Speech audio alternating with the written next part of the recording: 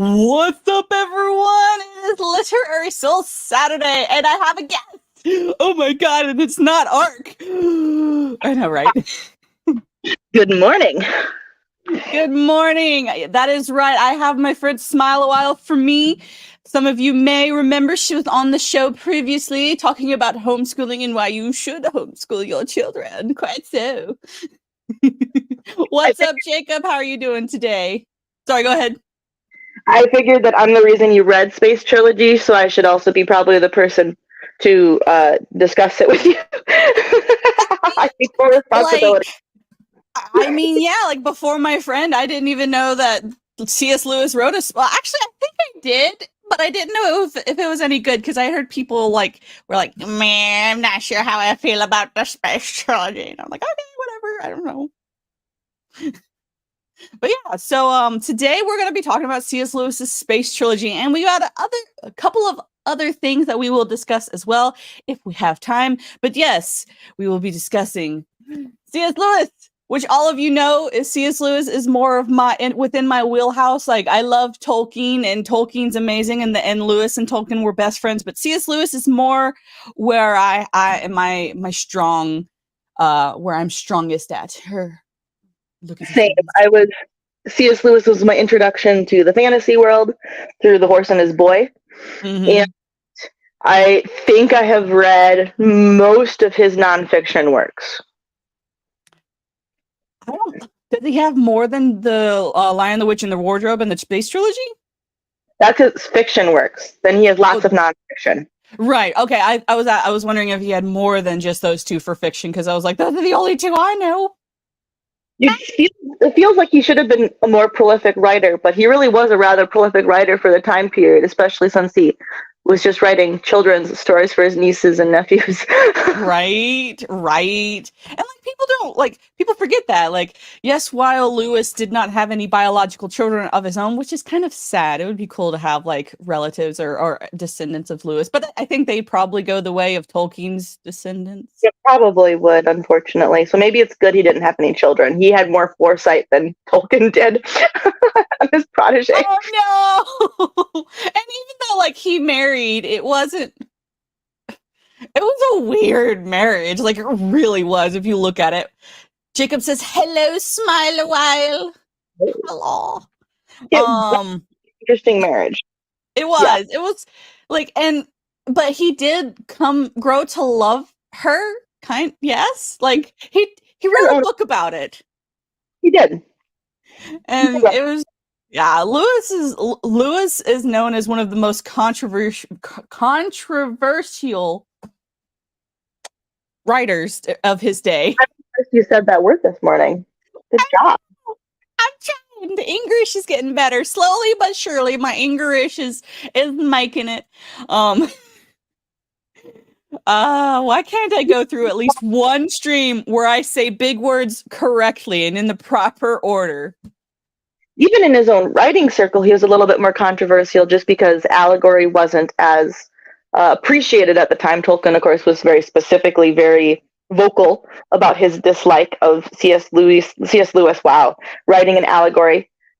See, it happens to streamers. It's not just me. It happens every time somebody's on the stream. It's hard to speak in the camera.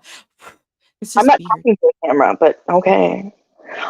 Dorothy Sayers was also not a huge fan of C.S. Lewis's writing style. And those are really the only two I know well in their writing group. But yeah, neither of them, they were both good friends with Tolkien, but neither of them really were like, wow, we love C.S. Lewis's work. Yeah, it was weird because the Inklings, which is what the writing / reading group that Tolkien and Lewis kind of started / were in, like a bunch of notable figures in there, and they would all just like read each other their poetry, what they were working on, and it's crazy for me to imagine like Lewis and Tolkien sitting in a room filled with smoke because we all know, and just being like, I'm writing this allegory, and everyone in the room's like, we hate allegories. Why are you doing this, Lewis? What are they called him Jack? That's what most people knew him as. Yeah. Like Jack, why are you writing this crap? And he's like, screw it. Screw you. I don't care. But I think he was also one of the few authors in the room who specifically was writing for children. Like C.S. Lewis's first works, I don't think I should look at his publishing history, because he really is best known now for Chronicles of Narnia. But that's not his prolific writing. His prolific writing is nonfiction works. Mm-hmm. Thinking about, he also did a lot of radio dramas. He did. Jacob Mando, all is well in the land of Ironside. That's good, Jacob. I am glad to hear that, good sir. And we have the beautiful, super smart Miss Martin Muse. Thank you so much for being in the chat. We love you. Thank Miss Martin. Yeah. So yeah, we are talking about Lewis today. And yeah, like it's crazy. Like when you when you start digging into Lewis's history, which I've read several of his autobiography. I read his autobiography and several biographies about Lewis and his life. And it's his life has been really weird. Yay, C.S. Lewis. Yes, we have a Lewis fan. In many ways, he had a very interesting and somewhat sad childhood. He did. I've read all of his nonfiction. I have almost read all of his nonfiction. We're like once I'm through with the space trilogy, like I think there's like 2 or 3 different books that I haven't read by him, but I don't remember what those are. It's the Pilgrim's Regress is one that we had talked about behind and backstage and stuff. So yeah, there's still a little bit of a list that I have to read, but one of my goals in my life is to have all of C.S. Lewis's written works, just in my own personal library. I'm close. I think I'm missing 1 or 2 books. Because I gave you Surprise My Joy, right? Yep. Yep, I gave you my other copy of Surprise by Joy. Have Faces for Christmas, which is his retelling of a different story, of a Greek tragedy, I think. And I haven't read that one yet. And I feel I need to actually have a list and be intentional and go through, like, do I own this one? Do I own this one? And like intentionally make sure I have every single one of his books. Miss Martin Muse, you are correct about the screw tape letters. I loved the screw tape letters. It's crazy how accurate it is, but also talking about accuracy. So I'm gonna tattle on myself for a minute. I've read the first 2 of the trilogy, and I'm reading the 3rd one, and I thought I'd be done before today, and unfortunately, I did not get done with it because training at work was a little hectic, and that's where I planned on reading some of the space trilogy. But we will continue the 3rd book on not next week, but maybe the week after. So we're primarily going to be talking about the first 2 books of the space trilogy and a little bit of the 3rd. But for everyone who doesn't know, there's going to be some spoilers if you have not read the space trilogy, which I recommend you do. They're interesting. They're kind of a hard read sometimes, but for me, like it was hard for me to get into it, and we'll discuss why a little bit later on. But I highly recommend it. If you have not read his space trilogy, you should do so, because it's C.S. Lewis, and what are you doing with your life if you're not reading C.S. Lewis? Pro tip: if you're really, really struggling to get into Out of the Silent Planet and get out into the series, there's some really, really good audiobook recordings of it on free on YouTube. And that's like, I've owned the books for a long time, and I've now read the series like 3 times. But the first time I finally got through the first book, partially just because of like weird pronunciations and names and trying to figure out, like, I was stumbling over the language of the new planet and names and things like that. And it was just, your brain just struggles. It's kind of getting into that world. I finally got through the entirety of the first book listening to an audiobook, and I've had no problems reading it since then. It's not C.S. Lewis's normal writing style. So if you're like, yes, I love C.S. Lewis, I love how he writes, this is not how he normally writes. Yeah, but also, like, one of the things that I think for me that frustrates me about some of Lewis's writing, as far as the space trilogy in particular goes, is his lengthy descriptions. Like, I understand why he's very descriptive in his writing, and it's really helpful for you picturing the world in your mind, but I don't need 2 paragraphs about the landscape, to be honest.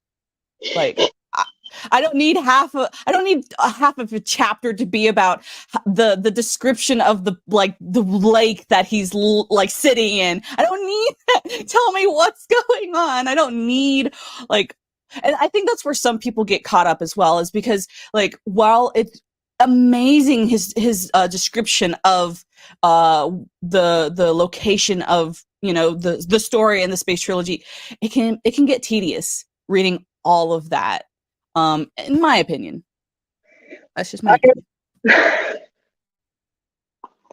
I've always kind of wondered how much the group of the Inklings had and their effect on him writing the space trilogy.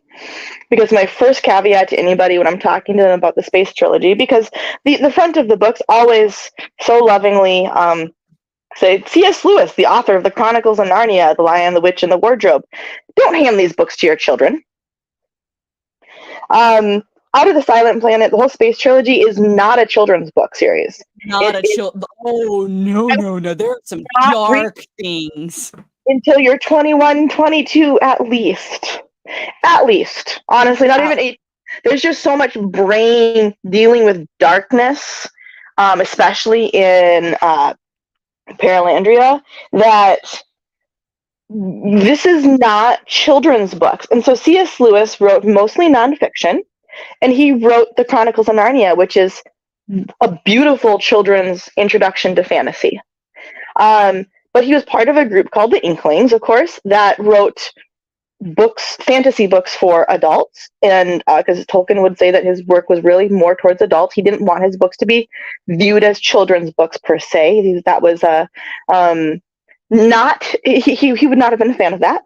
And then there's a lot of things to be a fan of today. Let's just be clear on that. Like, Tolkien hated technology and hated the Industrial Revolution. He hated all things that most people love today, if we're being honest. And C.S. Lewis, as you get into the Hideous Strength, he's also speaking against the Industrial Revolution. So there's a lot of that, too, happening. But you have Dorothy Sayers, who is a big name there, who wrote murder mysteries for more adult writing. So I've always kind of wondered if the Space Trilogy was his attempt at trying to write what everybody thought he should be writing.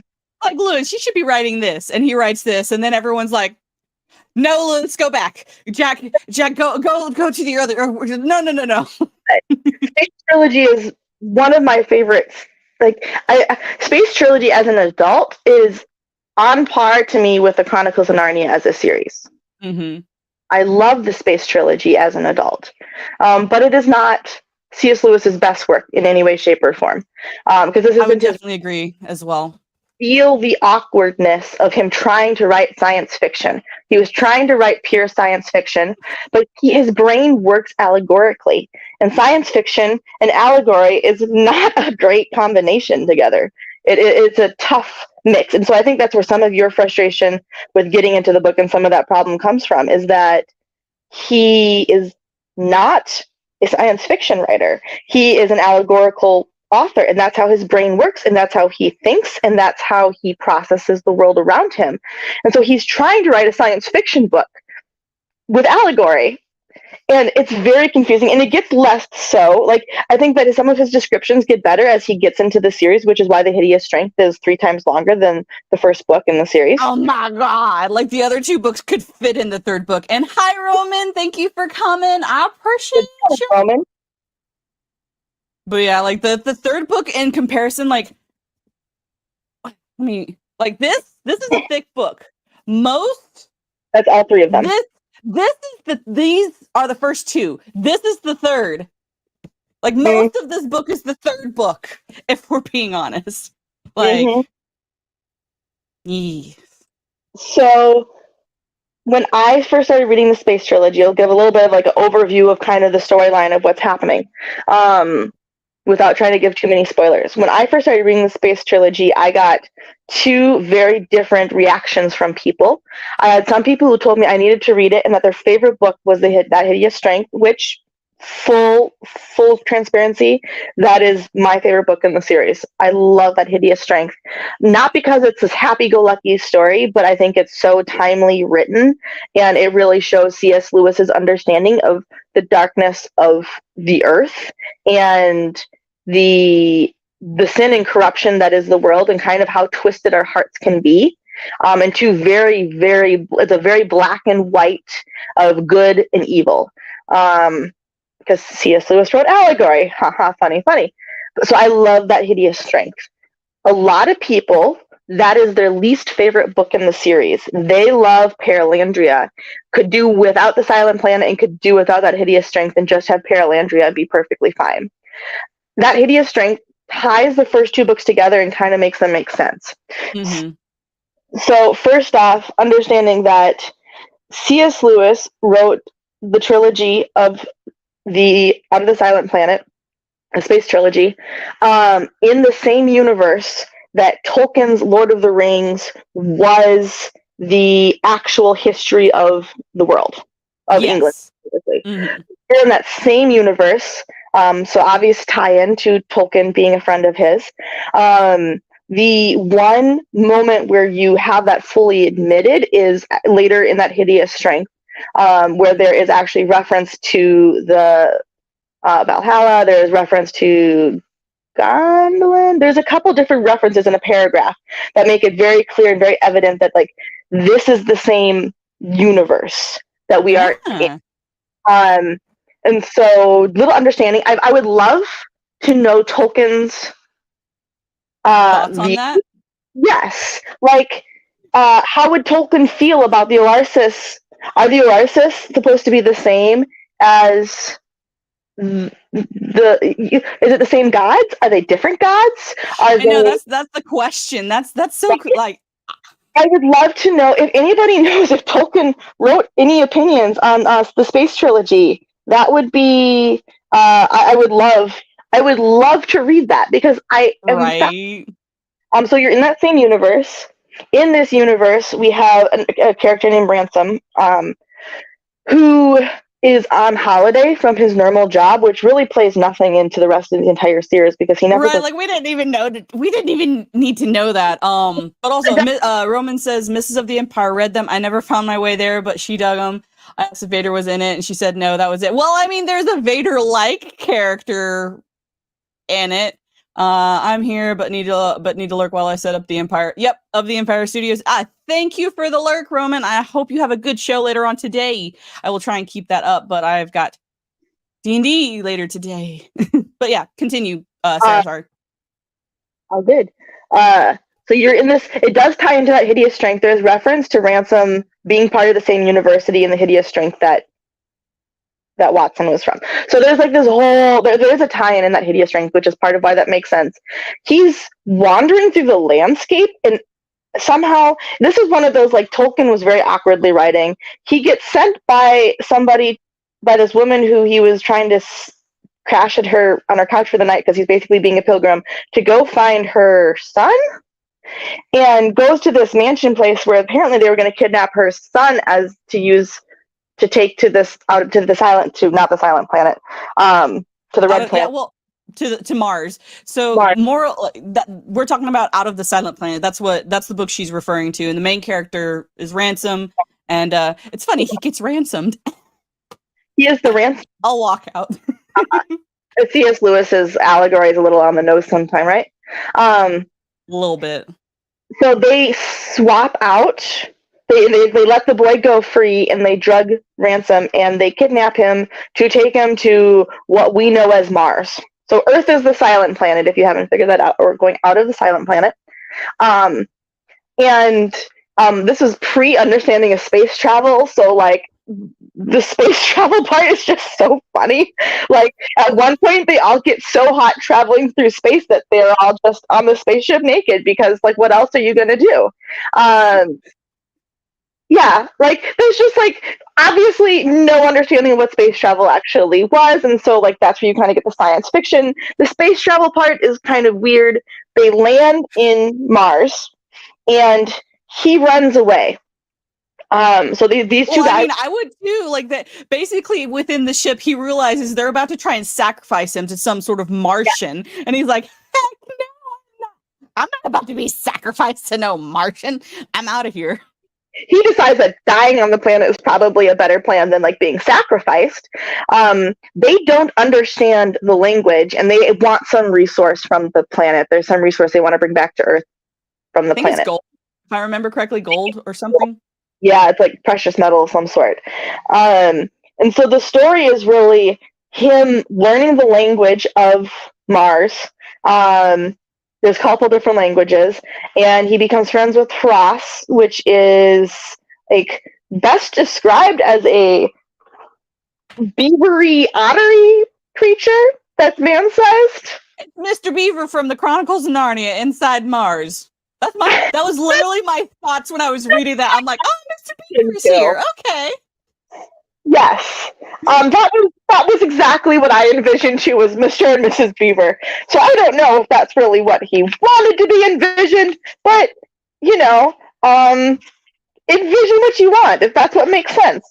So they eventually get him to the god of that planet, which is the Uarsa, in the Iliad. I still can't pronounce that word. Hold on, let me try and find that word, because like straight up, like I kept in my brain, I kept pronouncing it something different every time I saw that word. I was like, Ursa?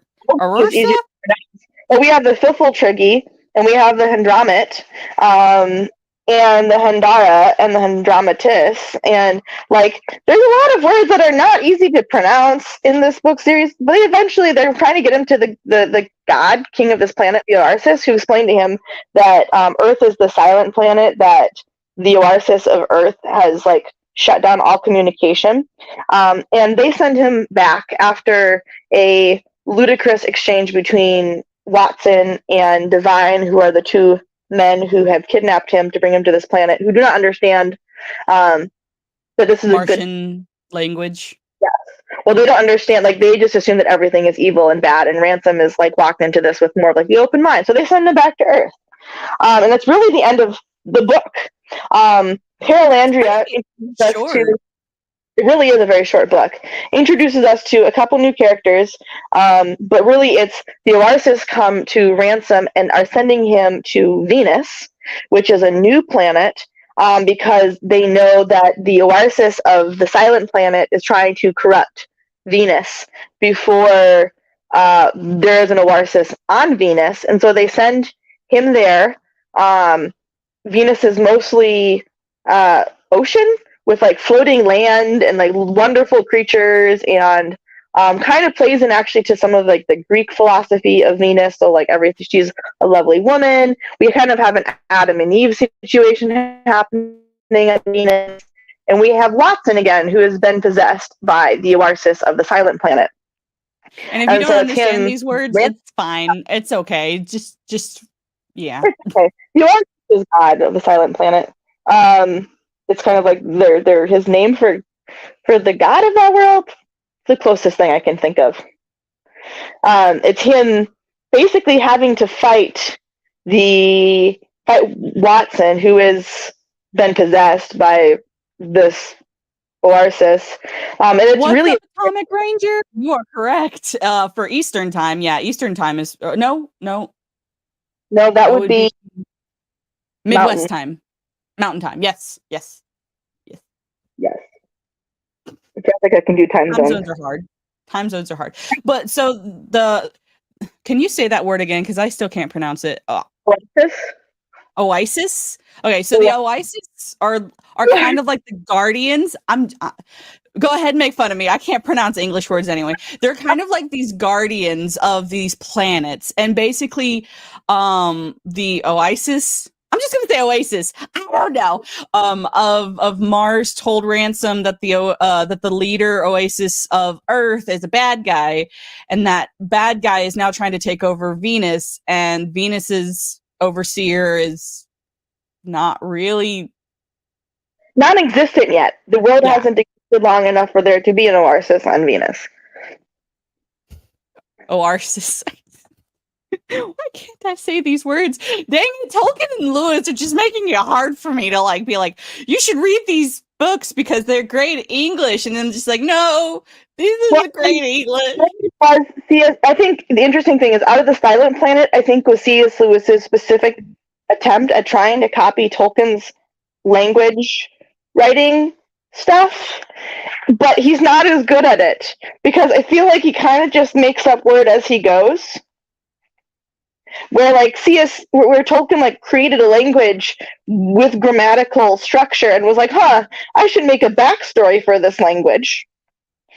C.S. Lewis was like, I'm telling a story and I should make it seem like out of this world and like different. So I'm gonna create a language as I go. Basically. And the funny thing is the main character Ransom is a linguist. Like he's in philology. That's how you say that? That's one I don't really know how to say. Yeah, he's a linguist. Yeah, basically he's a linguist, and that's what Tolkien was. He was a I'm just gonna let you try to because this is funny. Philologist.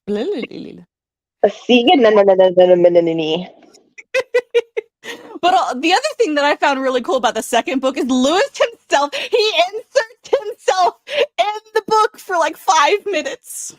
He does. And he's not even the main character. Nope. He's not the main character, which I think is good. He gives himself a freaking cameo in his own freaking book, and he's not even the protagonist. Like, what? Who does that? Who does that?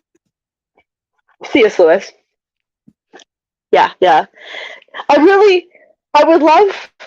This goes back to I really think that the Space Trilogy was his attempt at writing the books that everybody in the Inklings told him he should be writing. Like he was trying so hard to fit in with their writing. Which is why in the third book it makes sense that the main character is just or one of the main characters is trying to fit in. I feel like this is Lewis like subtly telling us that the Inklings are not great people. You're saying that the Inklings I'm not sure C.S. Lewis would approve of that. Probably not, but maybe it's subconscious. Like subconsciously, Lewis is so angry at the Inklings. He's like, okay, so for my third book in this trilogy, you guys are the bad guys. I've always thought that, like, even though yes, he wrote himself a cameo in Paralandria, I've always wondered if he kind of views himself as Ransom. Part of me, maybe, but that hideous strength where, like, I feel like he thinks, like, he puts himself in the story as Ransom. But yeah, like, so for those of you maybe like watching later or just now tuning in, basically, so what we're talking about is C.S. Lewis's Space Trilogy, and the 3 books are Out of the Silent Planet, Prelandria, and then That Hideous Strength. And so we've kind of reviewed the Out of the Silent Planet book summary, and that's basically this dude named Ransom gets kidnapped. He gets ransomed by these 2 crazy people, and then they take him to Mars, which is called what is actually Mars called? Something Landria. It's something Landria. It makes me go. Huh. My dad's trying to call me. I'll call him back. But basically he gets kidnapped. He finds out, he runs away when he realizes that the people are going to try and sacrifice him to their whatever god thingy this planet is, is in charge. And then he realizes that the Martians are actually really nice people, and that their overseer is connected to other overseers of the other planets, and all the planets have their own overseer, and it's like this big network, and they all serve this one ultimate being, God. Basically, it's very like Lewis is very on the nose about who he's referencing in his books. Like, that is one thing you never have to guess who C.S. Lewis is talking about in his books, because he makes it clear, like, this one God creation being person created all of the things and has these angelic like beings guarding over the planets. Like, I wonder where he got the idea from. And then, so the second book is him. Go ahead. I love his allegory, but yes, I understand Tolkien's frustration with him at times because it can be so on the nose. Oh my gosh. Like, I'm just like, why don't you just say, like, why don't you just like use the word God? Like, it's like, at least, like, that's one of the things I think Tolkien was like, as far as like having different ideas and not just strictly copying Christianity. Tolkien was a lot better at incorporating other mythologies in a very smooth fashion, in my opinion. But look, I love Lewis's writing. He's still fun. He's still very quirky. But yeah, so the first one, he gets kidnapped. He's able to go home at the end, because the Martians are telling the people who kidnapped him, "You freaking be nice to him, or else."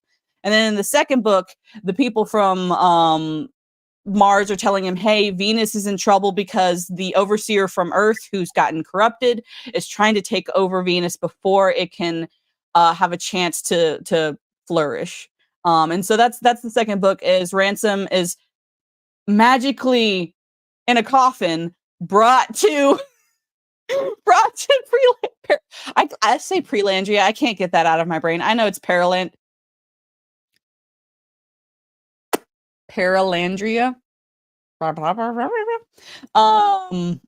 And that's where Ransom basically goes in and becomes the saving person of Venus. It's Malacandria, Paralandria, and I cannot remember what they call Earth for the life of me. I'd have to go refund the URS's description of Earth. You said Marilandria from Mars? Malacandria. Say that again. Okay. Okay. I can't even. Why do I try to say these words? I should just stop. Well, it makes for good clips. Makes for good clips. Makes for great clips. Like, give you enough space to give the whole description with enough space on both sides so that people can clip it and make fun of you. This is my life, man. This is my life. Anyway, so yeah, that's kind of the first two books in a nutshell. He goes to, I'm just gonna say the English words because I'm gonna be made fun of even more. So people from Mars tell him, "Hey, you need to go to Venus," and then Venus, he finds out, is like this very, very wet landscape. There's very few, like what we go ahead. Like plotting, like the land masses are like marshy, almost like peat substances kind of thing that float on the ocean, like they move. There is no solid mass. Like they move, and the whole thing is like an ocean. Like if you've watched what's the movie where they go through the black hole? The space movie. There's a lot of movies that go through a black hole in space. Yeah, and they're supposed to be going on a rescue mission to save people who went through the black hole already. And he tells his past self on the way back through the black hole the mathematical equation because he gets stuck in the black hole, and time has passed, and his grandchild is the one who greets him. Earth is dying. Yes, where it starts out and he's a big farmer. Yeah. Why can I not think of the movie? Anybody in the chat know what movie I'm talking about? But there's one of the planets through the black hole where they, because of the time and everything, they lose a massive amount of time, but the whole planet is floating massive waves of water. That's what comes to mind when I think of Paralandria, except the water is not trying to kill you because everything is beautiful and lovely. Interstellar, yes, thank you. Thank you, Roman. You and your amazing wisdom you grace upon us. Thanks, Roman. See, this is why you get paid the big bucks, Roman. This is why. And then the third one, just to kind of give an overview, I haven't read all of it, but basically we're introduced to two new characters, and then the whole setting is on Earth. And you don't really see Ransom again until a little later on, which you actually don't realize. You meet Ransom kind of closer to the beginning, but you don't realize it's Ransom until much later on, and so you're just like, "Where's Ransom? Where'd it go?" And it's just basically the story of these two married people, basically realizing that their marriage is that stuck. Ransom should be dead. Like Ransom should like not be alive at this point. Like he's had like an abnormally long life at this point in time. So like you're far enough in the future that like Ransom should not have like lived that long. Can't let a nerd question like that go. I had to get back to the computer. Hey, it's all right, Roman. This, like I said, this is why you get paid the big bucks.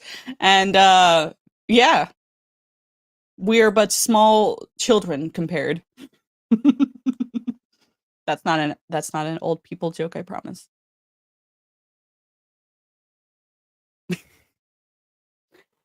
Oh man, but yeah, and like I said, I haven't finished the third book in the space trilogy, and my hang up with it really has been, for those of you who are wanting to read the space trilogy for it to be like Star Wars or Star Trek or any of those, like they take place in space, this is not that book.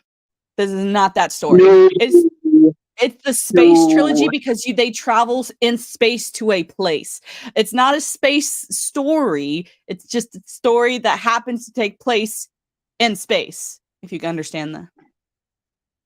Roman, I would never make an old people joke to you. Ever, never, ever. Except for the scissor. Anyway. I'll make it, Jessica. I don't turn 30 until June, so until then, I have full reign to remind Jessica about how ancient and old and close to death she is. Remember, we use screen names, but yeah, most people know my name, but it's fine. And I am, yeah. I have children all the time that are like, "Oh my god, you're so old."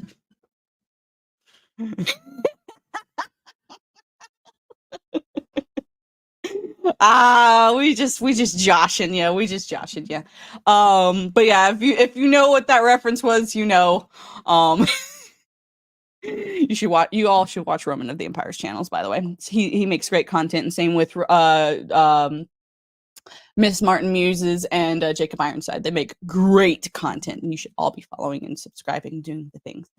But yeah, so the third book, it's really slow to start out. I'm not gonna lie. For me, so as someone who like I can read long, slow burning or slow starting books. But I went into reading the space trilogy kind of not expecting it to be that slow. I knew it was gonna be a slow roll, but dang, like there are some parts where I'm just like, oh my god, can we just move the story forward? Please, no more dialogue. I don't want more dialogue. But the thing is with this story, you need the dialogue. You really, really do. Otherwise, you don't know what's going on. You have no idea because it's like the way Lewis writes this this trilogy is very, you have to start from the beginning and you have to follow it in its chronological order. Otherwise, you get to maybe like if you're starting out in the first book and you read to chapter 4, you're like, we were on Earth a second ago. Now we're here. Like, what the heck is going on and why are we here?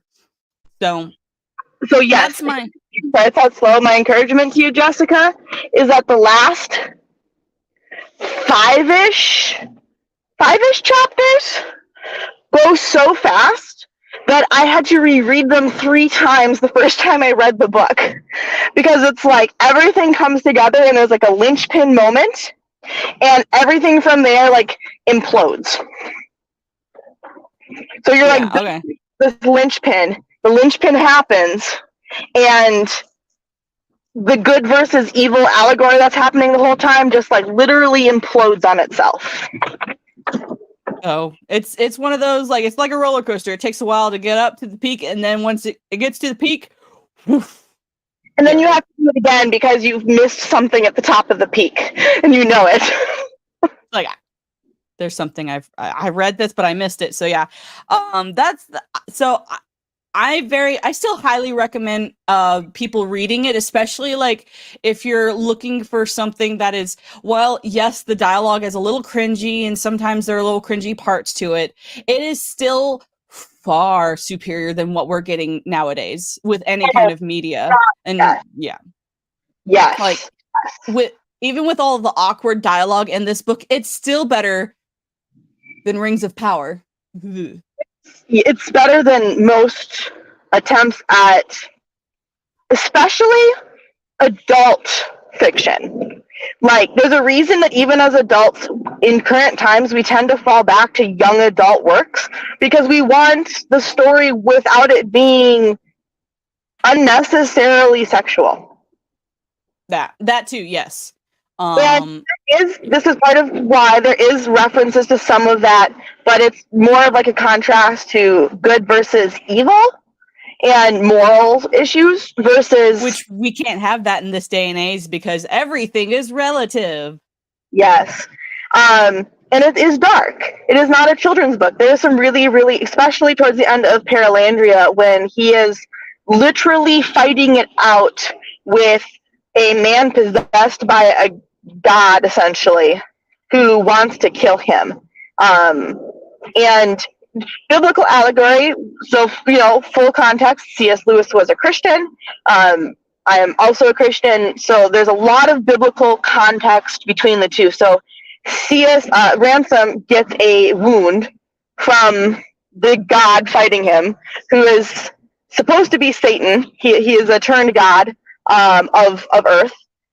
He gets a wound from Satan, who's possessed Watson, that never fully heals. He bleeds from his heel the entire time, which is a biblical reference partially to Paul having a thorn in his side and partially to the story of Adam and Eve, where after Adam and Eve sin and are kicked out of the garden, they are told that there's an allegorical reference where, the serpent will bite your heel and you will bruise your heel and you will stand on his head. You'll head. So there's references, very, very heavy biblical references, specifically to Genesis and Paralandria. But it is dark. It is a all-out, no-holds-barred, till death battle between good and evil in that scene. And it's dark because it is dark. Like, if you were in a situation where you were literally fighting for your life, and he's fighting for his life with the context of, I'm fighting for my life, but I'm also fighting for whether or not this planet is going to be good or bad morally. That's not a light story. There's no way to write that being light and fluffy and happy. Yes, very much so. So yeah, if you think that, like, while Lewis did write the Chronicles of Narnia for children, the Space Trilogy is not that. But I think that was actually one of my favorite parts of Paralandria, with Ransom battling Watson, who is possessed by the Overseer of Earth, which, because we, like, what we stated earlier in the stream, that Lewis is very on the nose when it comes to allegory. Like, you very early on realize, oh, he's talking about Satan, because the Overseer of Earth fell and he took the earth with him, and it's like, oh, okay, I see what you're doing there, Lewis. I see you. And if you like, I know there are some people who don't like such on the nose things for religion, and I get that, and that's understandable.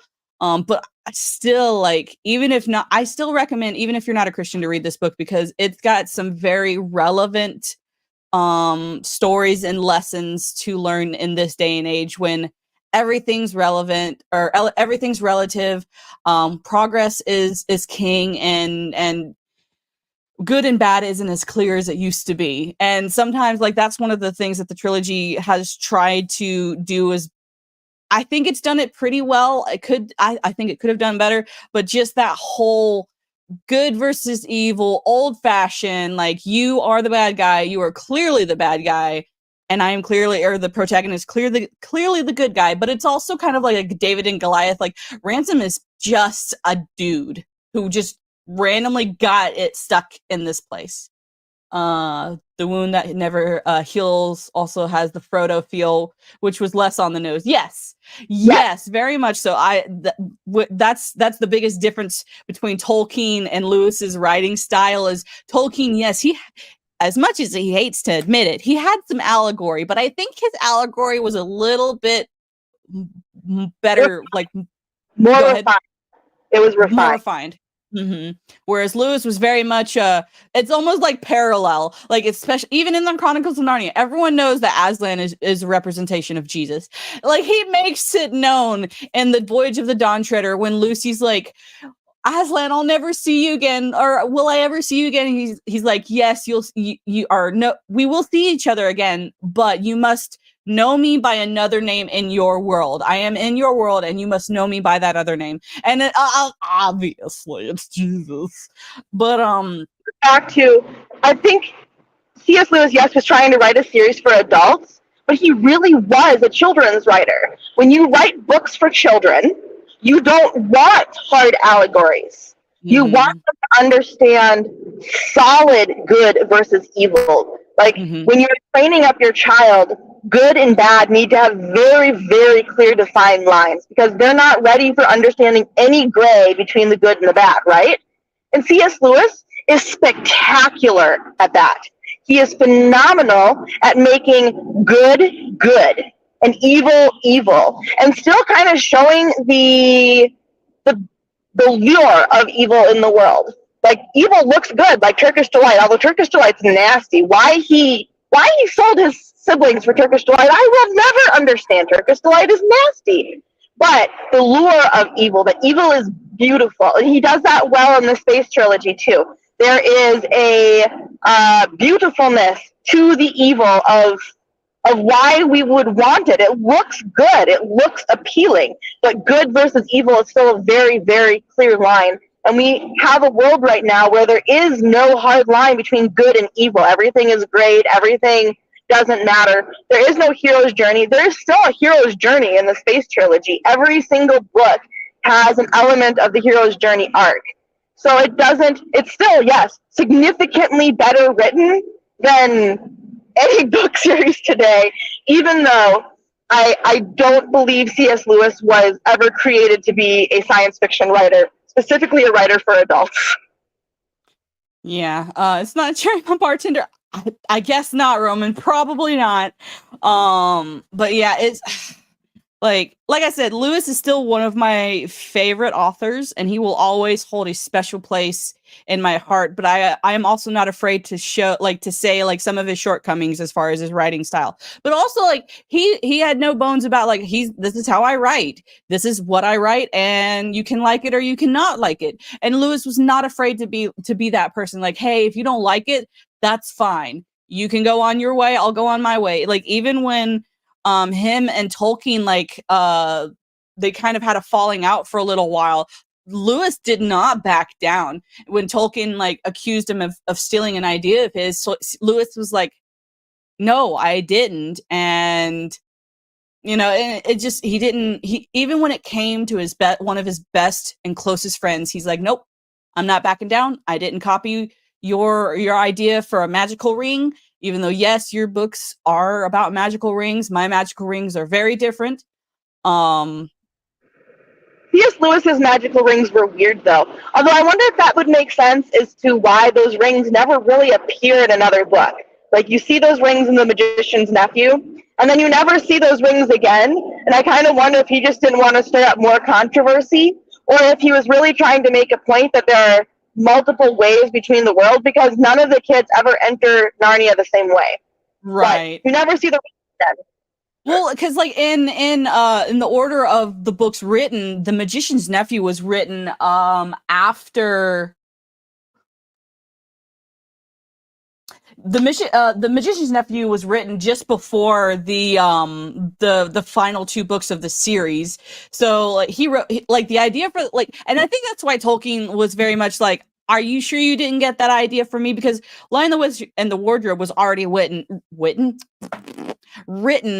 after or before the Magician's Nephew. While the Magician's Nephew is the first in the chronological order as far as the way you should read it, as far as written order, it was one of the last ones that was written by Lewis. So I can see where Tolkien would be suspicious, but also like the rings weren't the main part of the story of the Magician's Nephew. The rings just were a vehicle to get to where the story happened.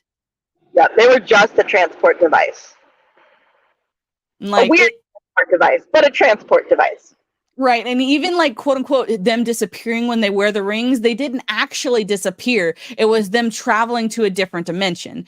Whereas like yes, and the one ring and the rings of power and Tolkien's story, like they grant you power, but you also become quote unquote invisible. And you're in a kind of different dimension. So I can see there are some similarities, but I still like I am of the opinion that I don't think Lewis intentionally was trying to copy Tolkien. I think he had an inspiration from Tolkien to use rings as a vehicle, but I think that's where it kind of ends there is, oh, it's a magic ring, which there are things before that were written about magic rings. Like Tolkien was not the first one to come up with an idea of a magic ring. And so I mean, granted, hindsight's 2020 when it comes to Tolkien and Lewis. And I would never like intentionally try and say anything bad about Lewis or Tolkien, but they were both human. They made mistakes, and I'm sad that Tolkien took it so personally to where his friend, like even later on when Tolkien writes in his biography or his autobiography, or when people ask him, he says that was a point in his life that he regrets was his feud with Lewis, because they were such good friends. Like they were two of like the best friends. And so Are very like I mean, think about it. If you want to have a ring, a magical ring, it is so much easier to slip a magical ring on and off your hand than it is to slip a magical bracelet. yeah, So I or understand any yeah. whether or not he was inspired by Tolkien.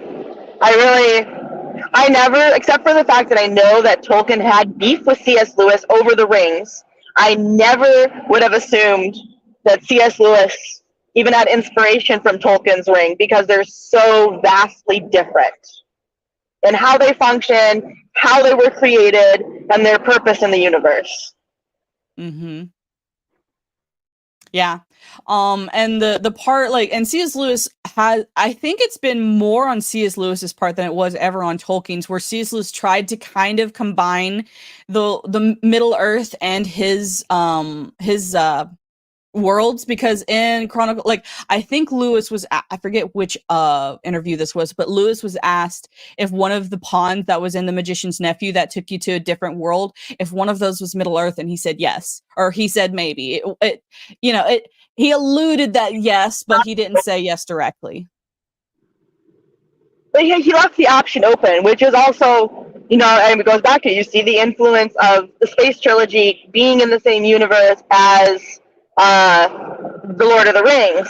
Mm-hmm. So there could be, hey, they have their own multiverse. You could make a multiverse of Chronicles of Narnia. That'd probably be better than the multiverse. Think about it. It would be better than the MCU right now. Yup. Oh gosh, yeah. I mean, the White Witch is from a different universe. She is not from Narnia. She was the evil brought into Narnia accidentally by the children in The Magician's Nephew. Mm-hmm. And she was unfortunately, hey, look, another Genesis reenactment. The Magician's Nephew actually would be a correlation to Paralandria. It'd be the children's version of Paralandria. You have evil there at the present of creation. Chronicles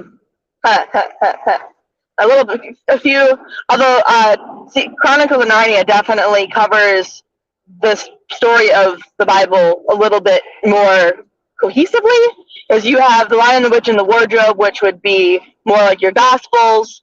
You have The Last Battle, which is Revelations. You have very, very tie-ins to scriptural stories. Definitely a little bit more clear. But obviously C.S. Lewis was heavily influenced by his faith. Tolkien was too. I think that, Tolkien was just more graceful. A slightly more refined version. I agreed. I think he was a little bit more refined in that regard, but also I think he almost deluded himself in thinking that he didn't write any allegories in his works when clearly he did. And I think it's funny that he's like, I hate allegory. It's like, but you wrote an allegory. He's like, no, I didn't. Yeah, yes. Every time I read through the Lord of the Rings again, I always just kind of have to laugh because there is so many allegorical references to a space. Because you can't, if you truly, truly believe something, and your faith is set in something, it is going to affect how you write. It's going to affect how you live. And so if that's what you believe, it's going to come through, whether or not you intend for it to come through, and whether or not you want to believe it came through, it's going to be, which is just evidence of how strong his faith was. Right. And also, like he said, he even put in other mythologies, which you can see other mythologies. And so like even that on that regard, like it's still an allegory for those other like religions. Like if you're going to put in like, you know, Viking and Norse, you know, Norse pagan religions and Anglo-Saxon religions and stuff, like you have to be allegorically, like you have to write it allegorically, because you're not going to copy and paste. You're going to like, yes, take inspiration, but you're going to like do, yeah. You don't. You have to like adapt things to fit the universe you're writing in.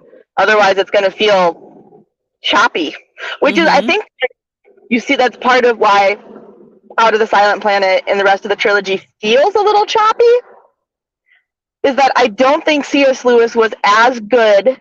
So this makes me interested. I haven't read Till We Have Faces, and I think I now need to read Till We Have Faces as my next book, because Till We Have Faces is a rewriting of another Greek mythology.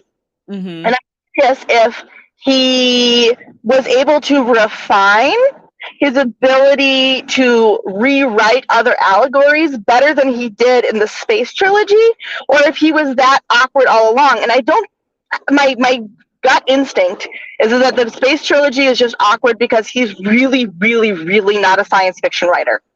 I think it's just because he's awkward. Okay, he is probably awkward, but maybe that's why we like him. Like, I'm thoroughly convinced that Tolkien was deeply on the autism scale, and I'm pretty convinced that C.S. Lewis was either autistic or very ADHD. Right, yeah, it's just the how Tolkien like writes dialogue. Like, granted, it's still vastly better than what we have like in modern day like stupid Disney and stuff, but like still, man, it's just like, oh my god, did a robot write this like dialogue? Like, hello XYZ person, hello other XYZ person, what brings you here? And I'm just like, oh my god, that is not how dialogue works. I just don't think we'd see the creativity that we have in Tolkien and C.S. Lewis's work, because yes, Space Trilogy feels awkward and feels kind of like you're stumbling over some of his words at time in his writing, but he's still thousands of times more creative than most writing. Like, think about it, he pushed himself to write outside of his comfort zone. That was not his comfort zone of writing. And he still wrote a trilogy, finished the trilogy, and wrote a good trilogy. And it's obvious that this was not his comfort zone of writing. He could have written the first book and gone, yeah, I kind of suck at this. I'm going to go write a children's book again. And instead he goes, nope, I'm going to finish this series. I have an idea, and I know this is probably not my best writing, but I'm going to finish it. And that would, okay, going back on the caveat of, I've seen people try to do that in modern times and they still can't write, and they should have just finished half the book and then thrown it out and burned the rest of it. Like, I read Sarah Maas's what is it, Crown of Rose and Thorns series, because somebody told me to read them, and one of those, like, I read them so I could tell somebody how awful they were. I've done that a few times. She should have really just written the first book and then thrown everything out and burned everything. They're horrible. Wow. Tell us how you really feel. Tell us how you really feel, man. Asia and I could rant together. We could easily rant together on anything by Sarah Maas, because we both have very deeply similar feelings on Sarah Maas's writing. One of these days, I'll just get both of you on, and both of you just be like, Sarah Maas, go! Alasia and I could rant together probably pretty easily. I'll have to actually eventually meet her, since she lives like literally minutes away from my brother. I just haven't gotten over to that area of South Dakota long enough to be able to actually like spend time with her. But we need to spend some time together, and then maybe we'll just need to like develop enough of a in-person friendship where we can just have like a rant stream on horrible authors. Hey, I'd be for it. I'm good with I like rants. Rants are fun. So, all right, let's start transitioning into. Oh my gosh, I can't This is even say the word anymore without cringing a little bit.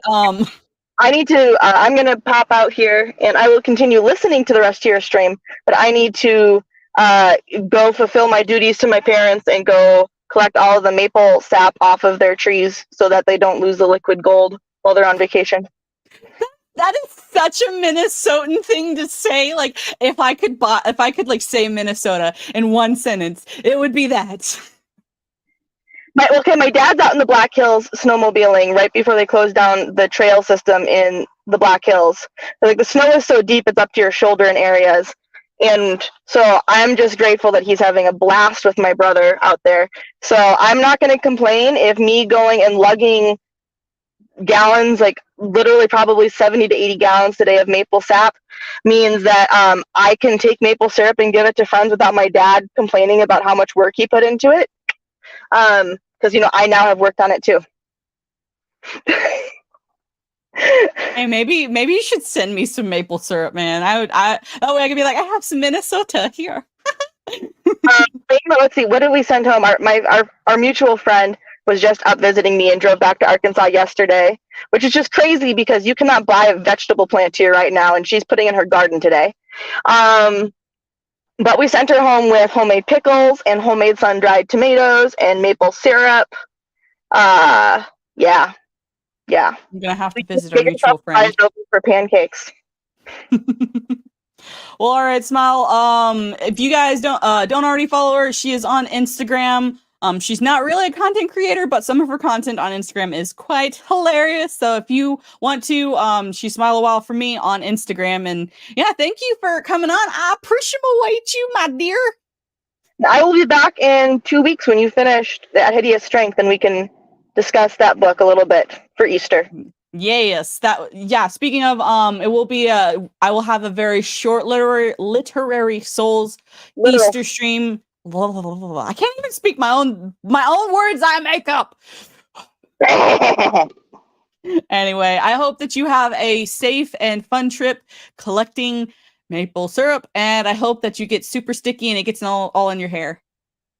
You have to boil it down. You understand it's like 50 gallons of maple sap equals about a quart of maple syrup. See, this is why I don't live there. I couldn't do that. I'd be like, there's a reason that maple syrup is sold for like $12 to $15 a quart. Wow, that's crazy. Yes. Well, you have fun, and I hope that you have a safe trip there.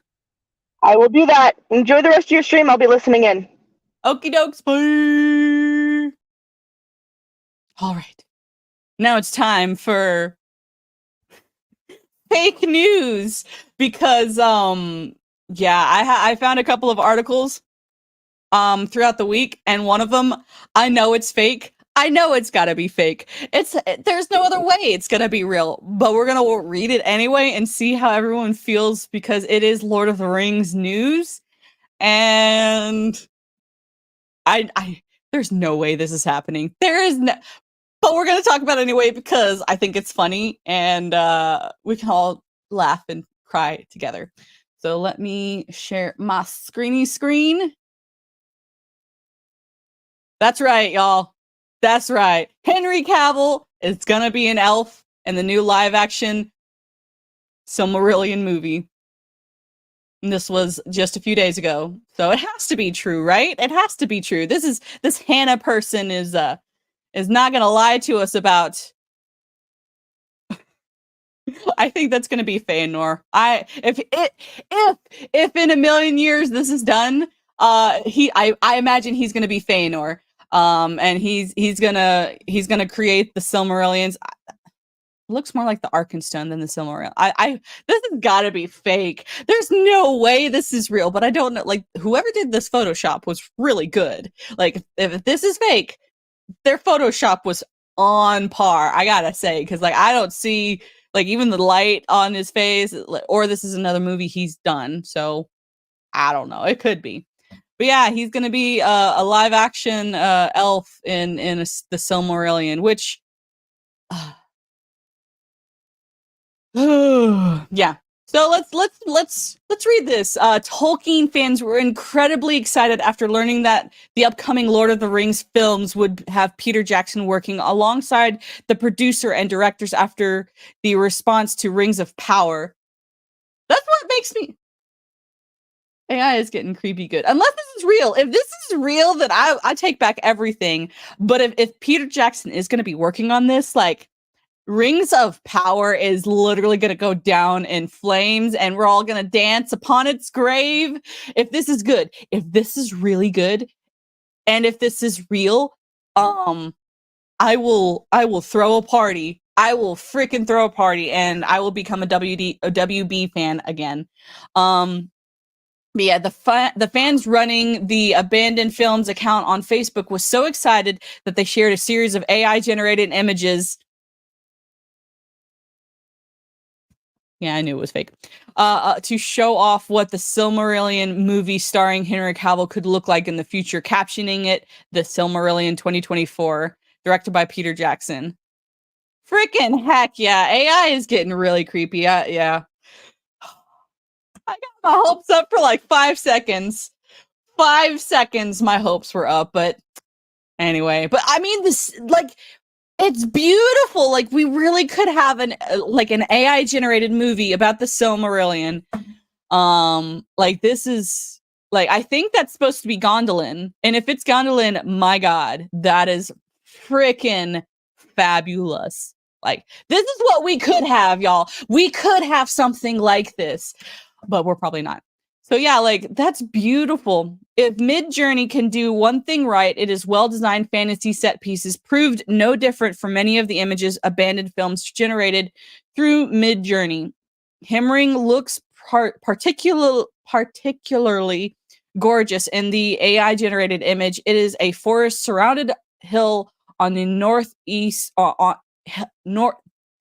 hill in northeast Beleriand, on top of which rests the fortress of. Okay, so it is not Gondolin. Sadness, which rests the fortress of Medros, the eldest of Feanor's, the main protagonist of the Silmarillion son. I mean, I guess he's not really the main protagonist. I wouldn't. I mean, accurate looking elves. I bet you that is what Galadriel should have looked like. I bet you that's Galadriel. That's what she should look like. That's just the elves seen in the AI generated images look a lot like the elves described by Tolkien through his works. Midjourney cast a softer face Natalie. Yes, I was right. That's Galadriel, the niece of Feanor. Which, if you've read, like, we've gone through the Silmarillion on this channel before, and you realize Feanor was a creeper. She was the wielder of Nina and one of the greatest elves in Middle Earth, which is accurate. Like, that's what we could have got, y'all. Let that sink in for just a second. This is what we were expecting from Rings of Power. That's not what we got. Like this. This is what we were expecting. Like this. The AI generated of Miranda Kerr's face for Luthien. Oh my god. Yeah, that's Luthien. The elf maiden of Doriath who fell for a mortal. She and her future husband, Beren, proved instrumental in the winning the Silmaril back from Morgoth's crown.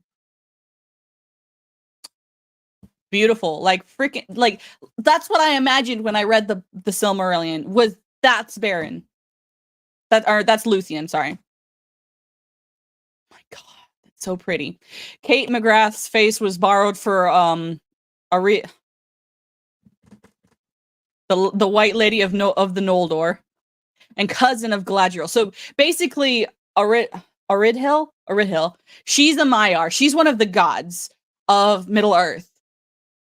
She looks like it here. Cousin of Galadriel. So yes, Galadriel is part god. That's why. She was fond of hunting, and her son would eventually betray Gondolin to Morgoth for what had happened to his parents. Yes, that's a sad story. Finally, Henry Cavill looks like he has been cast for every elf role, something that fans seem to be more than happy with, judging from the comments under the Facebook post. While it has been suggested that he might be Fingolfin or even Sauron, no, he's not Fingolfin. Many believe that the AI had cast him as Feanor, the second king of the Noldor, a warrior and the craftsman responsible for the Silmaril. Yeah, that's what Feanor should look like. That's also what who created the Rings of Power? My God, I can't remember his name for the life of me at the moment, but you guys know who I'm talking about. His grandson. Like, yeah, that looks more like The Rock than Henry Cavill. The chest is too broad, or the chin. Anyway, as much as Feanor was a hero in the summer, he was anyway, his pride and bitterness would be his downfall, driven by his oath. Feanor pursued Morgoth until the blow that would kill him was delivered by Gothmog and the Lord of Balrogs. Imagine a battle between Feanor and Gothmog. Why can't I remember these names this morning? I don't know. Like, look at that. Look at that. That's elf armor. That is elvish armor. Inaccurate designs. Yeah, the trees of the two trees. Telperion and Laurelin were the silver and gold trees that brought light to the land of the Valar. They were destroyed, but the last fruit of either tree was turned into the sun and moon. While abandoned films gave us trees that could be considered gold and silver, the design introduced in Rings of Power is significantly better. No! I mean, I guess it could be. The AI-generated image just looks like a couple of trees, but in Rings of Power, they look like ethereal creations of light. Okay, yeah, I'll give that point to Rings of Power. They don't have many points, so I'll give them that. The trees, the scenery in Rings of Power looks pretty okay. Sometimes. Occasionally. These are the Silmarils. The AI also didn't do a great job with this. The most important objects in the story of the books, the stones are described as moonlight blended with sunlight. However, the stones are supposed to look like white diamonds glowing with silver, and instead the AI gave us what essentially is yellow, blue, and amber colored infinity stones. Okay, yeah, I get that. Yeah. They do look like infinity stones. Fine, I'll give you that. That, though. That's amazing. Midjourney did a fantastic job of bringing much of the Silmarillion to life and showing us what a movie could look like, from the highly detailed AI-generated recreation of the Oath of Feanor to the long-haired designs of the elf. The Oath of Feanor, there was more elves here. There should have been... Anyway. Would you like a live-action movie based on the Silmarillion? Yeah, I for sure would, man. Like, I don't know about y'all in the chat, but I can get down with a Henry Cavill being Feanor and Feanor, he's not just a bad guy and he's not just a good guy. He's very selfish because he was raised to be selfish. He was raised to be the best child. He's the favored child for sure. So he's basically a spoiled brat, and when he doesn't get his way, he throws a temper tantrum.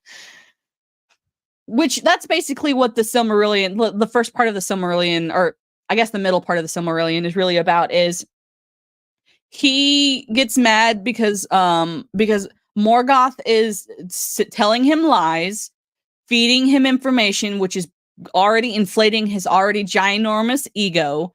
And he chooses to disobey the Valar, which are the gods of Middle Earth, or the minor gods of Middle Earth. And like, hey, Morgoth stole something of mine. I'm gonna go freaking get it back, and screw you guys. And the Valar were like, if you leave, you can't come back. And he's like, well, screw you, and I'm leaving. And Galadriel was with them. Galadriel was also very prideful, very naive. She went to Middle Earth so she could carve out her own kingdom and rule as its god king or god queen. That was her intention when she left the lands of the Valar. But she didn't take the Oath of Feanor. I think that's why she was allowed back in the end. But she was not allowed back near in the beginning because of the crimes that she committed against the Valar.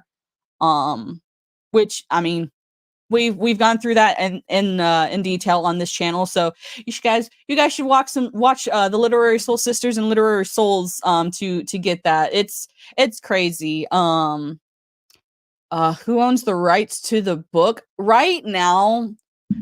Charlie, it's kind of there's a bit of a debate right now about who owns the rights. I think so. Amazon owns the TV series rights to the trilogy. Warner Brothers owns the movie rights. I don't think either of them own the rights to the books. I'm not super up to date on how that the rights issue is going. I think the Tolkien estate still owns all of the rights to the written works, because Amazon nor WB can change the books. They can change the movies. They easily can because they have the movie rights, or WB still has the movie rights. I'll have to look into that, but they're, and I think even WB's rights for the movies is about to, their contract is about up for renewal. So yeah, that's something I'll look into, because that is something to consider. Man, if I doubt that anyone would be willing to really try to do anything with the Silmarillion, because Rings of Power is supposed to be based, quotation marks, based on the Silmarillion, when it's actually not. It's based on the appendices of Return to the King, or Return of the King, which is the third book in the trilogy of Tolkien. So, because they weren't able to get the rights to the Silmarillion. I don't know how hard it is to get the rights to the Silmarillion, but I highly doubt that anyone's going to be ballsy enough to do that. And I'm kind of glad. Which, yeah, it's one of those things. Jacob, Smile While still in the chat. She's just driving to her folks' place to get the maple syrup. But she's still in the chat. Yeah, no worries, Jacob. I get it. You're good. No worries. We're talking about the people did an AI generated like Silmarillion kind of movie with Henry Cavill as Feanor, which I think would be a good idea if they did it right. If they did it right, this would be amazing. This would be their next big hit. But we all know how Hollywood doesn't want to make money anymore. Which is sad. It really is sad. Like, we'd be willing to pay pretty pennies for a lot of things if they gave us what we wanted. But we're not their target audience. We're not the people that they're trying to cater to, and that's very obvious, because like there is a want. Like, people literally did an AI generated world story based on the Silmarillion, and it looks pretty nice. There are a couple little nitpicky things here and there, but like, it just shows that the desire is there for good content and for good Tolkien Middle Earth style content. It's out there. People want good stuff, and hopefully I'm hoping that this is just a phase of Hollywood. I really, really hope that eventually Hollywood's gonna find their brain cells that they rubbed together too hard and misplaced, and put them back in their head, because this is just ridiculous. We could have, like, this is what Galadriel was supposed to look like in the Rings of Power. Like, this is what she was supposed to look like. So yeah, I'm going to stop talking about it before I get upset. But the next topic we're going to be talking about is actually the second season of Rings of Power, because I am a masochist and I like pain. And so, yeah, the next article we're going to talk about in a second will be season 2 cast, plot, filming, and more, which I'm sure Gary from Nerdrotic and other channels have probably already read this article and gone through it. But I thought it'd be fun for us to dive in and pick apart. For those of you who don't know, I was not able to get past the 3rd episode of Rings of Power. I was just too upset, to be honest. It really upset me to watch the Rings of Power. So I will probably not be watching this. If I am, I will let you guys know, and I will try and do a review on it. But I don't know, man. It's rough. We'll see. We'll see when the time comes, and I think the second season should actually be coming out pretty soon. So people need to start looking away from Hollywood. Agreed. I think that's the only time. That's the only thing that's going to get Hollywood to actually listen is for people to go elsewhere. But there needs to be a viable other option. We can't just, trust that these new people are gonna, have a great second option compared to Hollywood. I think Bollywood's the only place that's even remotely close with all of their Indian movies, and RRR. It's a good movie. I haven't watched it all. I've seen clips, and um Zax has done a lot of reviews on those, and you guys should watch his channel. He does really good reviews on Bollywood and a lot of things that are coming out of India, which are starting to really rival Hollywood. It's yeah. Hopefully people start looking at other places. Seems that when they buy the rights, they think that the fans are included. They must realize that they have to re-earn the fans' acceptance of the new projects. Agreed, Charlie. If you're gonna buy an IP, you don't just automatically get the fans with the IP. You have to give us things that we want, and things that we will enjoy. Like, we're okay with some changes here and there. We're okay if you want to try and do your own ideas, but make it good and have it honor what's already there. Or if you're not going to honor it, like, make sure to let us know that this is a different universe. This is something else. This is not, canon.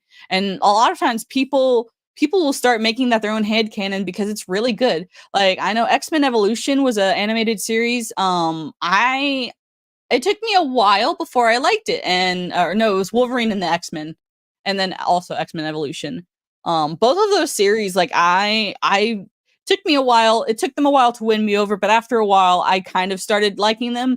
But I never really considered them canon. I just consider them a fun idea and fun story time. So let's get back to Amazon's project. I wish they would take off the Lord of the Rings, the Rings of Power. Just make it the Rings of Power. Like, stop trying to tell us that it's part of the Lord of the Rings when it's not. Give a ring to Rings of Power. Amazon's Prime Video's massively expensive. And that's the thing. They spent so much money on it. Why not make it good? Adaptation of J.R.R. Tolkien's sprawling fantasy epic books, which were previously brought to life by Peter Jackson's pair of beloved film trilogies. Only one of those trilogies was beloved. Get your facts straight. The critical and fans' response to season 1 may have been mixed. That's political correct wording for it sucked. But the showrunners have promised that the show only gets better from here on out. I mean, they committed to 5 seasons. It just looks wrong. Unfortunately, it appears that season 2 won't be out for a long while. I think Gary from Nerdrotic is correct, and I think other people have made this statement as well. They're completely remaking Rings of Power because of how bad it turned out. Won't be out for a long while, but you probably still have questions. When will the Rings of Power season 2 be released? How much bigger can the cast get? What will Sauron be up to next season? We'll try to answer those questions and many more, including where season 2 will be filmed. I thought it was already in production. I thought that's what we were told, that after season 1 it was already in production. So I guess we got lied to again. How many episodes it will consist of and who's directing. Here's everything to know about Rings of Power season 2. It looks wrong. Latest news. Hines, Skinner, and Moody sounds like Harry Potter, are the latest actors to join the cast of Rings of Power. Variety reported on March 20th that Hines, Belfast, Skinner, Finney, will each recur in season 2. The roles have not been announced. In addition to Hines, Skinner, and Moody, the number of new cast members have already been announced. All of those people were added in December. Characters have not been announced. We do know, however, that one familiar character will be played by a new actor. The role of Adar, the villainous leader of the orcs, has been recast. Joseph will be replaced by Peaky Blinders actor Sam. I can't pronounce that last name. Going forward, according to TV Line, no reason was given for the recasting. Probably because he realized his career was going to go down in the drain if he continued on this stupid project. As for new characters coming in season 2, we don't know much, but we do know that one well-known character from the Tolkien universe will be making an appearance. Really? Okay. Before season 1 even premiered, co-showrunner of J.D. Payne's film confirmed the two-time that he was excited for fans to meet their version of Círdan, or Círdan. I think it's either Círdan or Círdan. For season 2, fans of the books will remember that Círdan is the oldest living elf, so old that he is the only known elf to have a beard. Círdan appeared briefly in the first and third movies and was portrayed by Michael Ellsworth. Prime Video has not revealed who will play the character in these series. Was he? I don't remember him in the movies. I need to rewatch the movies. Cast. So we've still got Clark as Galadriel. We've got Brandyfoot, Elrond, Gilgalad, Celebrimbor. Oh, Celebrimbor. That's the one who created the Silmarillions. No. The Rings of Power. His grandfather, Feanor, created the Silmarils. Yes. During the fourth Hellbrand. Really? Because, like, in the books, Sauron was an elf. Like, he wasn't an elf. Sauron wore an elf skin, so to speak, or made himself look like an elf. He wasn't a human. Like, that's what. Let's look at these. Let's look at these photos. I'm a glutton for punishment. Like, here's if you guys remember in the story, Galadriel was hit on by Feanor, her uncle, but was also hit on by her cousin, Celebrimbor. There's a pattern in that family, apparently. Which they're cousins. They're like similar in age. He's actually younger than her by like a few hundred years, I think. Maybe if not more, maybe 1,000 years or something. I don't know. He is much younger than her. He is supposed to be like into her. I still remember Salty's on Salty's channel looking at the Cheetos commercial. Yeah. It's rough. I don't understand why they. Oh, there was more to the article. Oopsie. It's gonna have 8 episodes. Oh my gosh! So each 8-hour plus episode.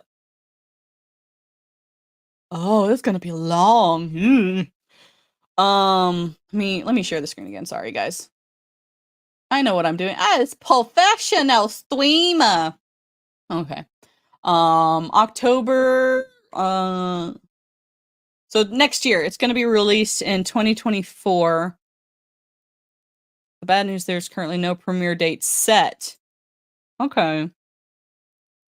I'm starting to believe the rumor that they are completely remaking Rings of Power. If you're looking for some historical context to guess where season 2 will premiere,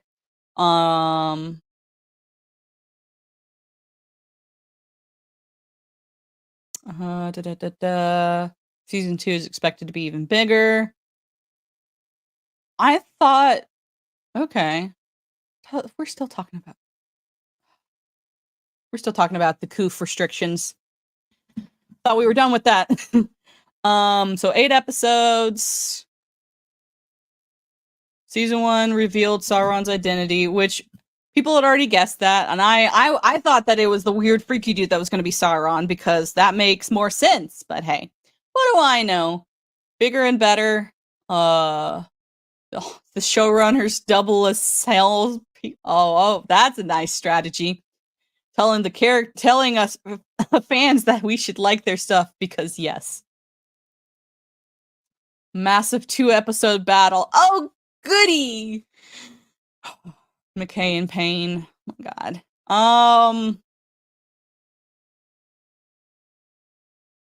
Let's see. Where is it going to be filmed? It's going to be filmed in the UK. No. Oh, no. Yeah, where to watch. So yeah, there wasn't much left of that article that was of note. Yeah, that's ridiculous, man. Oh, I'm because of my new job, I might actually have more time to actually watch this stuff and do reviews on these things. So we'll see how it goes. I'm not hopeful for season 2, and I don't think anybody really is. Especially because it's taking like 2 years. Like yeah, I think the season 1 came out like last year. So yeah, like it's yeah, I don't have high hopes for Rings of Power second season. Unless they actually do what people are suggesting they do and scrap season 1, basically saying, just forget about season 1 and just go with season 2 and make it actually about how Numenor fell and be accurate to the books about how Numenor fell. Because I think that's the story they're going for is how Numenor fell and the war between Sauron and the elves and the humans and dwarves and I wonder if they're going to show how the dwarves betrayed the elves. I don't know. I don't remember if that's already been done or not in the Rings of Power. I doubt it.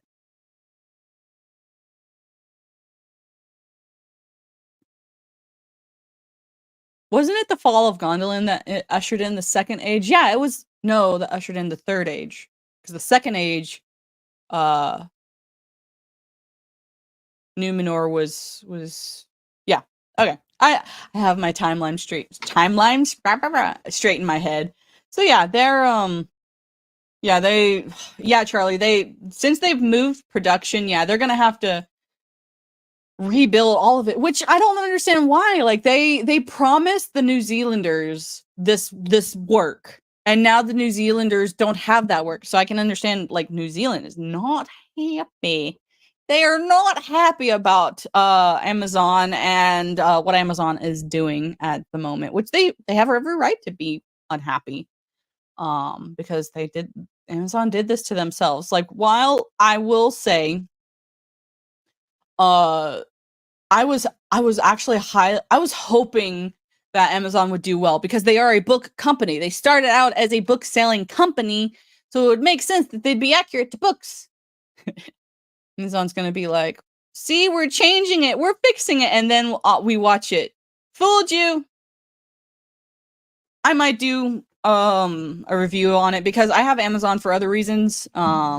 Yes, I know people have gotten rid of their Amazon Prime and stuff, but I have it because I'm trying to read more, and Amazon is a lot cheaper than some places. And well, it's not cheaper, but some of my local bookstores don't have certain books in physical copies, and it would be more expensive if I were to go to my local bookstore on some things. So yeah, I know, I practice what I preach, but I might review it. I might not. I don't know. I don't want to give them extra views though, but I don't know. We'll see how it goes.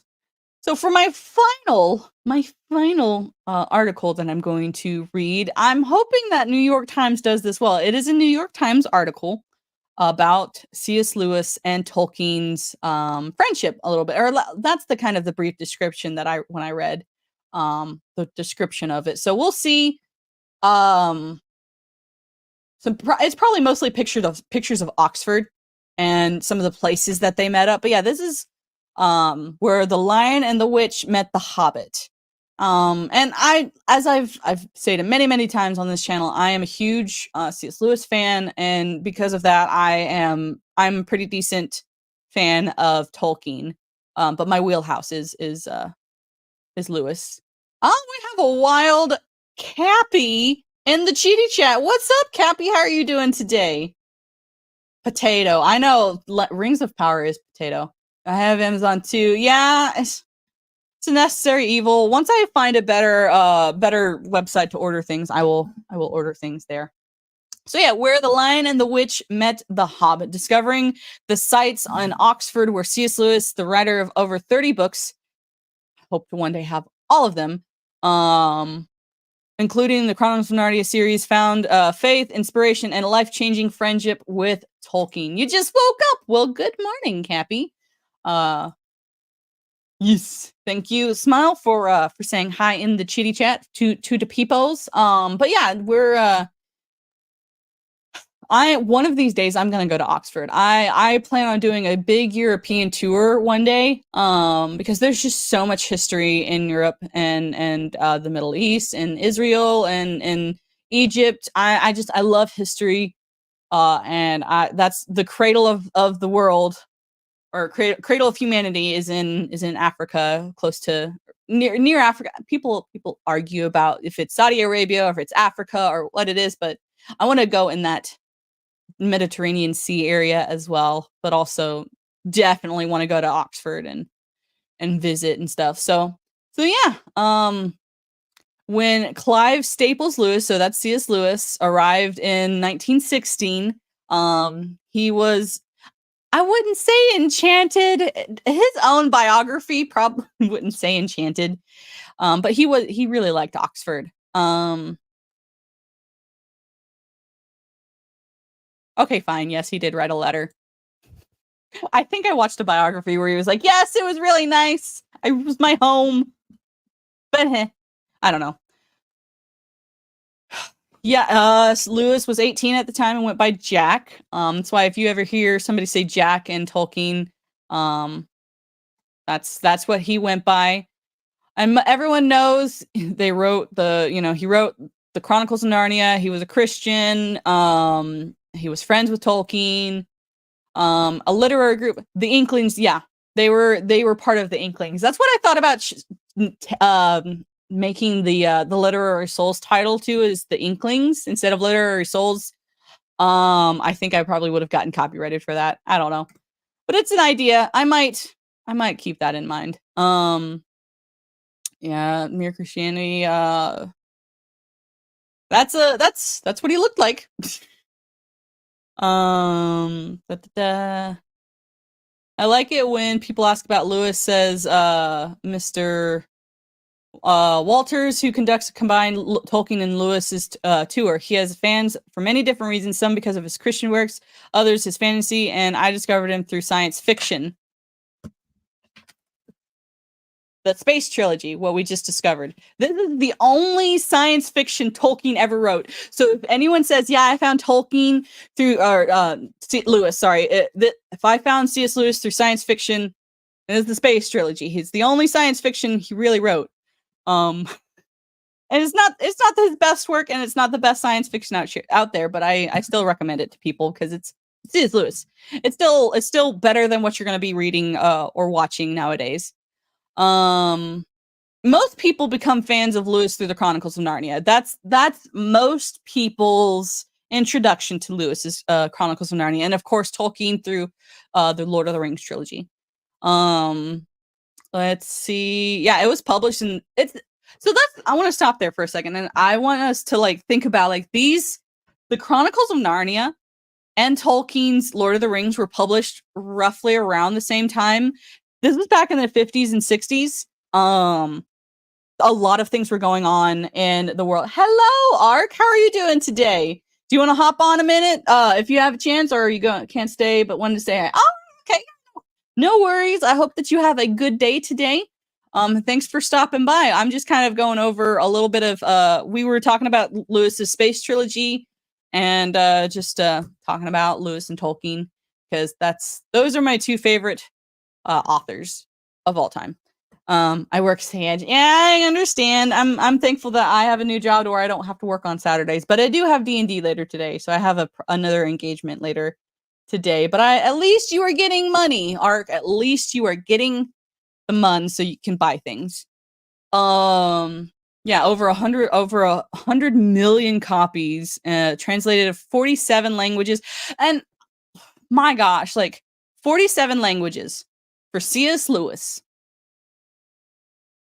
how is that not super inclusive? Like, people talk about being more inclusive and writing stories that more people can relate to. They're already there.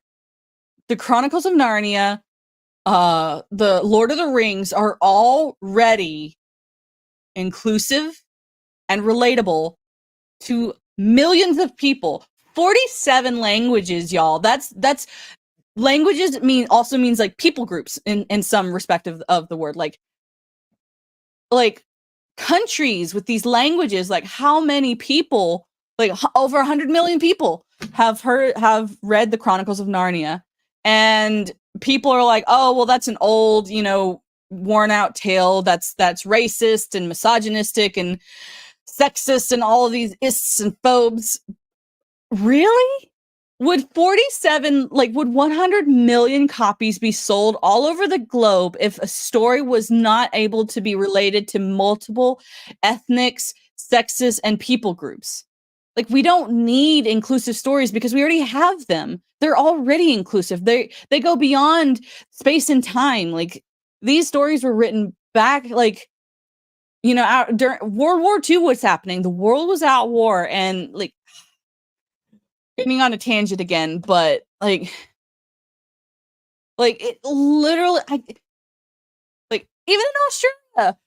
I wonder if I need to ask Mazda if he's ever heard of the of the Chronicle. That might be what we read about. Actually, I don't know if Mazda can read that much. I think we'll still go with Redfish, Bluefish, for Mazda and the Cat in the Hat when I bring him onto the channel. That's right, Ark. If you didn't know, I'm gonna invite Mazda to Literary Souls, and we're gonna go over we're gonna go over the Cat in the Hat, and he's gonna have to read it, and it's gonna be fun. But I might ask if the Australian has heard of the Chronicles of Narnia. We might try and read that. Maybe that's a little bit above his IQ level, but we might try. It's gonna be so much fun. Yeah, it's gonna be freaking amazing, Ark. I hope that you're able to be there when that happens. I will shout from the rooftops when we get that get that figured out. Mr. Walters and I stood in the narrow of St. Mary's passage between the University Church of St. Mary the Virgin and I can't Brasenose College. I don't know. Brasenose. Before us, an ornate wooden door bearing a striking resemblance to the wardrobe. I mean, it does. Like, Lewis was he was very much into allegory, and so he wrote about his wife. And that's the other thing that I've mentioned on this channel before.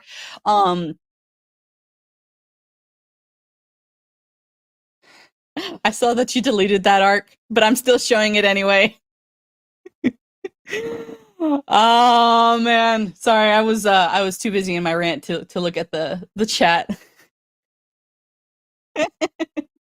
It's all right. We still love Ark. He's still very much. I still consider him part of Literary Souls family, and yeah, he's definitely always welcome on the channel whenever he's able to come. So yeah, that's like a lot. Yeah, that does look a lot like in the descriptions of the wardrobe. That it's very similar in the books. Yeah. Wow. I know, Ark. You love it. We all know you love it. Scenes from Oxford, including the Narnian door and inside the Magdalene, Mary Magdalene. Mary Magdalene. I can't say names, but yeah, it's very pretty. That's basically where Lewis got his inspiration for Narnia. Like, yeah, it makes sense that would be. In the early 40s, Lewis was a lay theologian, and he occasionally gave sermons at St. Mary's just a few feet away. Perhaps he left one evening through the side of the door and walked straight out onto this.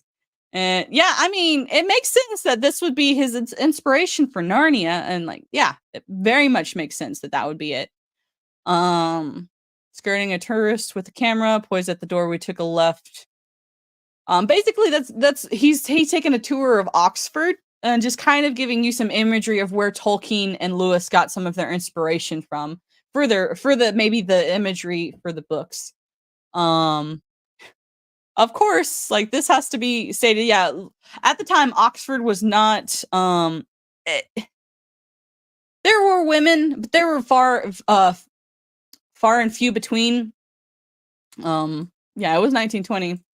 Yeah, and like it during the time, you probably would have actually seen more women during the war because most of the men were off fighting and not getting degrees.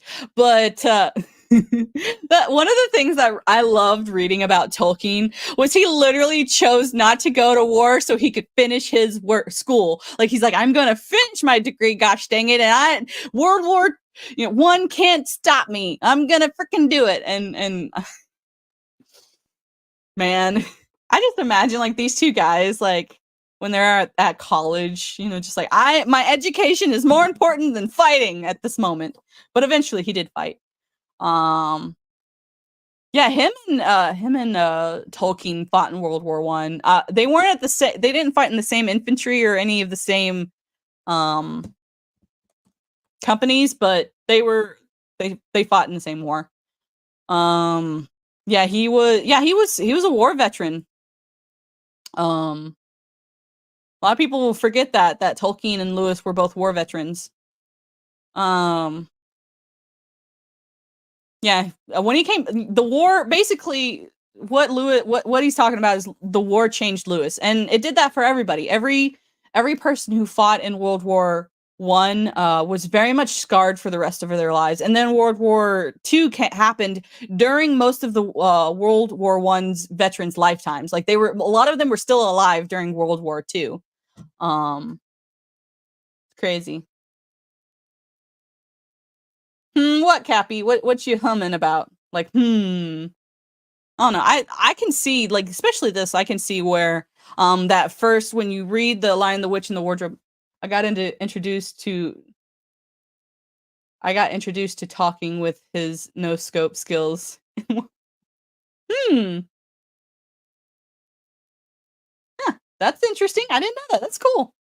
But anyway, like that when you first open the Chronicles of Narnia and they go through the wardrobe, this is very much the scene that, like, the imagery that Tolkien or that Lewis gives you when he's writing the Chronicles of Narnia. Yep, talking about medieval tower. Let's see if I can find the picture.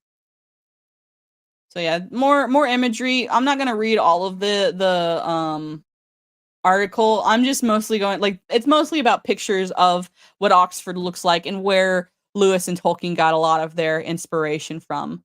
Um, oh, the Lamb and the Flag, a watering hole across the road, has operated since 1613. Oh, fun fact about that. This past year, they were thinking about closing it down, and there was a lot of people who were able to get enough funds to make it stay open. So, like, yeah, the place where the Inklings, which it was Tolkien and Lewis's reading and writing group, where a lot of the dudes would come together and just talk about what they were working on. And yeah, it was at this pub. It was, yeah, but a community group called, yeah. Yeah.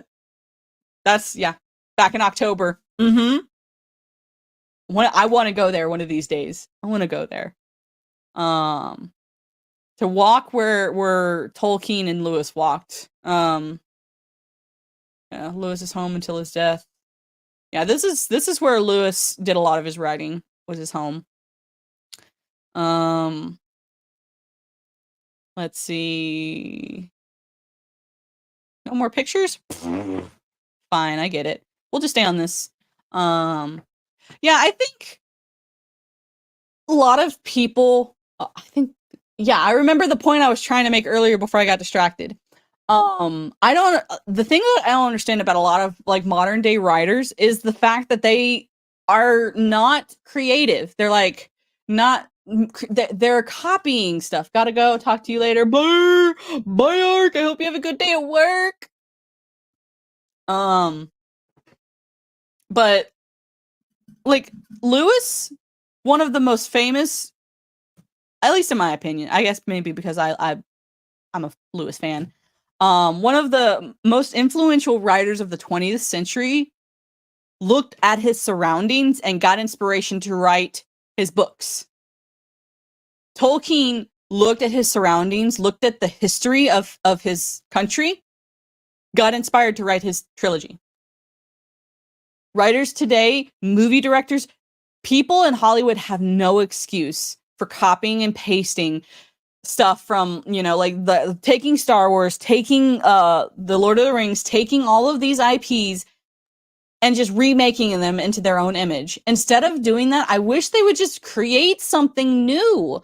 Like, it's not that difficult to get inspiration from your surroundings if you were doing things that would inspire you. If you do nothing with your life, if your life is so boring that you have nothing to write about, you can't make your own stories up, you shouldn't be in the industry of creativeness. Being creativeness? Creativity. I don't know.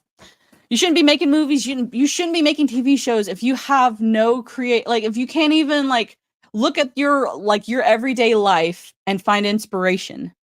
Like Friends and The Big Bang Theory, big hits as far as sitcom goes. Most of the time, we don't get out of just the apartment complex with friends. Well, I mean, we do, but a lot of what happens is in that apartment complex.